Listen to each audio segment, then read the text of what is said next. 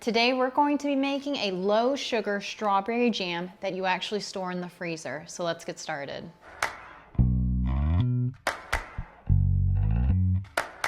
So I know I've been doing a ton of strawberry things lately, but like I said before, my favorite food, I love it so much. And honestly, when they're fresh strawberries, that's the time to just do what you can. And they're just starting to come out, so we are making it. Today we're going to do the low sugar strawberry jam. These are super sweet, so you don't really need a lot of sugar, and it's gonna be a freezer jam. So this should be fairly simple. We don't have to do canning or anything like that. So the first thing we're going to need is 8 cups of fresh strawberries or 4 cups of pureed strawberries. So I'm just going to eyeball this as best I can.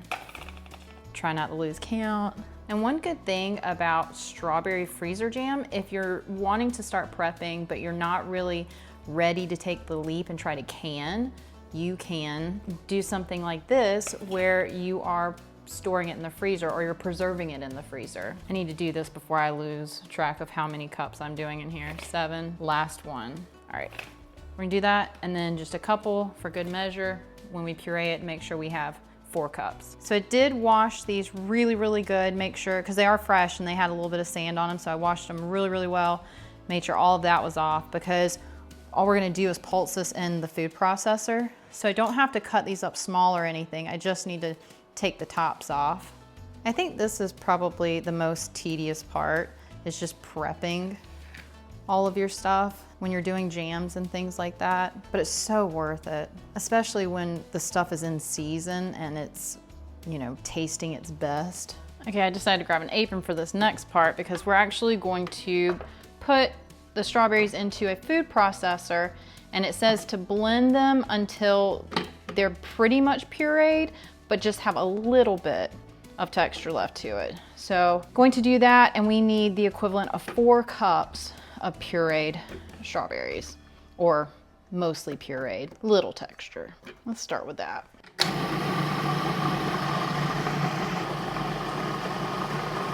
Okay, I think that's pretty good. Let's do 1 cup. And I do see a couple chunky strawberries, so I'm gonna pull those back out too.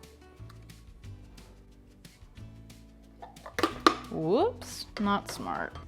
Since I'm pulling out these chunky pieces that didn't blend, I'm gonna say that's probably 2 cups, maybe a little bit more. All right, I think that's all of them. Put the rest of these in here. So this is the consistency that the food processor did. It did say you could use a potato masher, but that this was the best texture of the jam was through the food processor. To a large saucepan, we're going to add 1 cup of sugar, and then 1 package of the 1.75 ounce for the less or no sugar needed recipes of Sure-Gel. I've never really worked with Sure-Gel or pectin. I recently made some jam when I did it in the bread machine. I'll link that video below. But I made jam for a homemade peanut butter and jelly sandwich. So I found myself using this a lot lately. Okay, I'm going to just mix this up, make sure it's good and well combined. All right, so next we're going to pour in 1 cup of water. And it says to heat this on medium-high heat. This eye gets really hot, so I'm actually gonna do it medium-low heat. It says you want to stir regularly and watch for it to come to a boil. Then once it comes to a boil, it only needs to boil for 1 minute and you remove it from the heat. I did go ahead and up the heat to medium because it was taking a little bit longer, it felt like. Okay, we are boiling, so I am just going to continuously mix this for 1 minute. Okay. Ooh, she is hot. It says to mix regularly. This is very hot, so be very cautious. I mean, you're literally boiling sugar, so. Okay, taking it off the heat. Now it just says to add the crushed strawberries to the pan and combine thoroughly. Try not to let it splatter everywhere. Get all of that good, delicious strawberries out.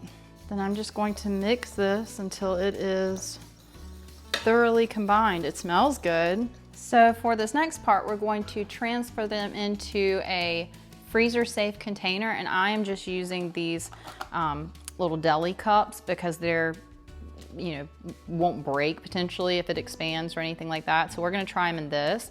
Also, when I put the cold strawberries, it cooled this down a good bit, so I don't have to worry about that either. So I'm just going to use this